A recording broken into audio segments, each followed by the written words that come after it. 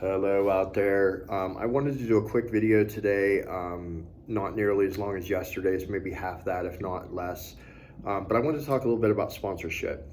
For those of us going through a 12-step program, sponsorship is critical, critically important.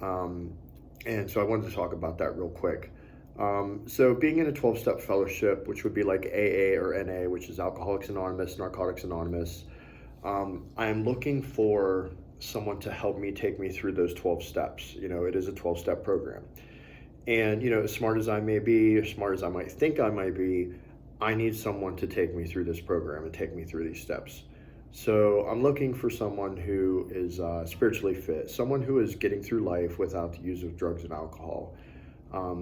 Because as some of you might be surprised to find out, drugs and alcohol is actually not my problem. That is but a symptom of what the actual problem is. And the actual problem is me, myself, my thinking, my way of looking at the world.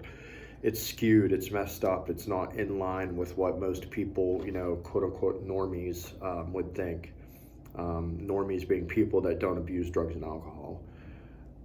Earthlings that are called, or just people. But, the normal person doesn't really look at life the way that I do and doesn't think everything revolves around them like I do, or like I used to. So anyway, we're looking for a sponsor, and, one of the biggest things, first of all, men with men, women with women. We have no business looking for a relationship right now in any way, and for many different reasons. But we're looking for, a platonic relationship. And this is also, the only obligation that the sponsor has is to take you through the 12 steps. They're not there to lend you money. They're not there to give you rides, although sometimes they will give you rides. People, lose their license, DUIs, don't have cars, but the idea being that that's not their main focus. Their main focus is to take you through the 12 steps. So I'm looking for someone who's spiritually fit. I'm looking for someone who's emotionally stable, emotionally available, looking for someone who's mentally capable. I want someone who's getting through life without drugs and alcohol, who's coping without that, because that's one of my only coping skills. Running and getting loaded are my two main coping skills, and they're not working. That's what I have to come to realize. They're not working. And so that's, the whole idea behind the first step is realizing that, my life is not working. It's not working on any level, because what it says is we admitted we were powerless over alcohol in AA, or our addiction in NA, and that our lives had become unmanageable. Now, the problem is I can lower my standard of living to make my life manageable. And I used to think not being in jail was managing my life. And my wife would be the first one to tell you I managed a very low caliber life for the last couple years. Just not really participating in life and with the family and with her. And this is what we do. This is what we do to the people we love. We want to isolate. We want to isolate because anytime we don't isolate, we feel threatened.